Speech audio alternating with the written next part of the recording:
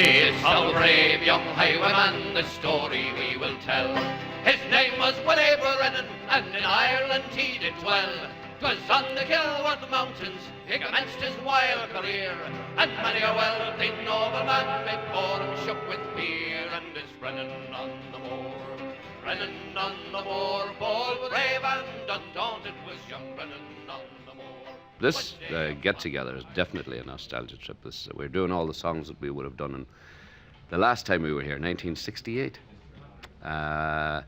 Nothing has changed, really, except we have added a couple of musicians that we didn't have with us the last time we were here. And are you getting the same crowd you did in 1968? Are you getting the same people coming back? Bigger crowds, more of them. Their children are coming with them this time. What do you think about you four as a group? Do you think that the Irish taste has changed a lot? That maybe you're not as relevant as you were 20 years ago? Not at all. We're always relevant. What about groups like you two? What you see is what you get. I mean, there's nothing we can do about it if we're not, you know? Yeah. The tastes haven't changed that much because we've been playing the full houses for years and years in Ireland. But are they older houses, do you think? No, not at all. Musical tastes will always be changing and always evolving, like fashions in clothes, you know. But our music seems to stay there as an alternative. And people in America, we've discovered, come out to the Irish festivals, like the big festival in Milwaukee, where we get 70,000 people for a weekend. They're not Irish at all. There's a fraction of them Irish, but for the most part, they're people who come out to hear an alternative kind of music, and an ebullient kind of joyous music, and that's what we do.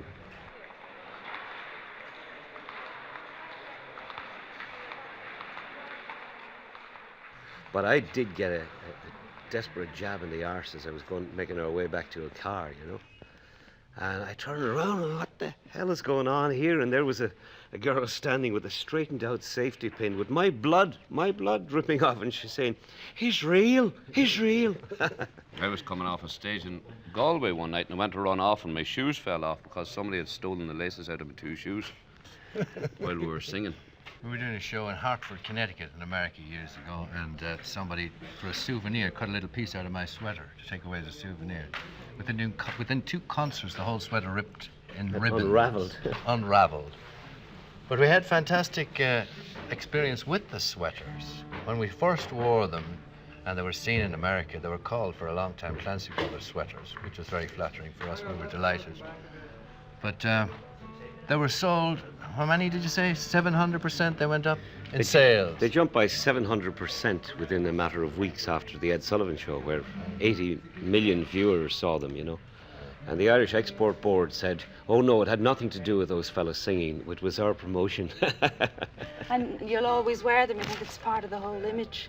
Well, if we're singing as a quartet, we will. As you might imagine. They really weren't favourite places to play. No, but they were memorable. I mean, when you talk about Carnegie Hall, for 15 years we did 2 concerts a year, every March and every November. So that became strangely a kind of comfortable, you know, like an old shoe.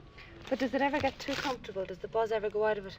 I mean, here tonight, how will you feel compared to how you felt when you went into Carnegie Hall that first night? If you let the buzz go out of it, you're finished in the business. Unless you go out every night on the stage and say to yourself, these people have never heard these songs before. They will never probably hear them again. This is a smoke sculpture. This is a one-off, and that's what we have to do. Make them alive tonight, now, and always have them the best that we can possibly make them. And is there any chance of a quick one now? That's a tall order, isn't it? I don't know, think of something. It been on the 23rd of June as I sat weaving all on my loom. It been on the 23rd of June as I sat weaving all on my loom.